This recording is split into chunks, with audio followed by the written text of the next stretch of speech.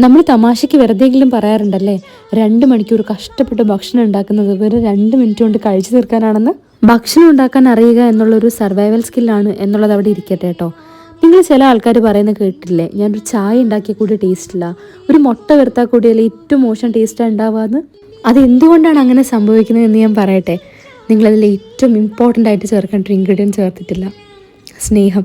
അപ്പോൾ നിങ്ങൾക്ക് വേണമെങ്കിൽ എന്നോട് ചോദിക്കാം കേട്ടോ, സ്നേഹം മാത്രം കൊണ്ട് ഭക്ഷണം ഉണ്ടാക്കാൻ പറ്റുമോ, അതിന് ഭക്ഷണം ഉണ്ടാക്കാൻ കൂടി അറിയണ്ടേന്ന്. പക്ഷെ പറ്റൂ കേട്ടോ. നമുക്ക് ഏറ്റവും പ്രിയപ്പെട്ടവർക്ക് വേണ്ടി ഏറ്റവും ആത്മാർത്ഥതയോടും സ്നേഹത്തോടും കൂടി ഒരു ചമ്മന്തി അരച്ചാൽ കൂടി ഉണ്ടല്ലോ, അതിന് ഭയങ്കര ടേസ്റ്റ് ആയിരിക്കും. നമ്മൾ എത്ര എക്സ്പെൻസീവായ ഭക്ഷണം കഴിച്ചാലും അല്ലെങ്കിൽ ഏറ്റവും ടേസ്റ്റി ആയിട്ടുള്ള ഏത് ഭക്ഷണം നമ്മുടെ മുന്നിൽ കിട്ടിയാലും ഉണ്ടല്ലോ, നമ്മുടെ അമ്മമാർ നമുക്ക് ഉണ്ടാക്കി തരുന്ന ഭക്ഷണത്തിൻ്റെ രുചി അത് ഒരു പിടി മേലെ നിൽക്കുന്നത് എന്തുകൊണ്ടാണെന്നറിയോ? അവരതിൽ ആ സ്നേഹം കൂടി ചേർത്ത് തന്നിട്ടുള്ളത് കൊണ്ടാണ്. പാചകം അറിഞ്ഞിരുന്നാൽ മാത്രമേ ഒരു സ്ത്രീ നല്ല അമ്മയാവുള്ളൂ എന്നൊന്നും അല്ല കേട്ടോ ഞാൻ പറഞ്ഞു വരുന്നത്.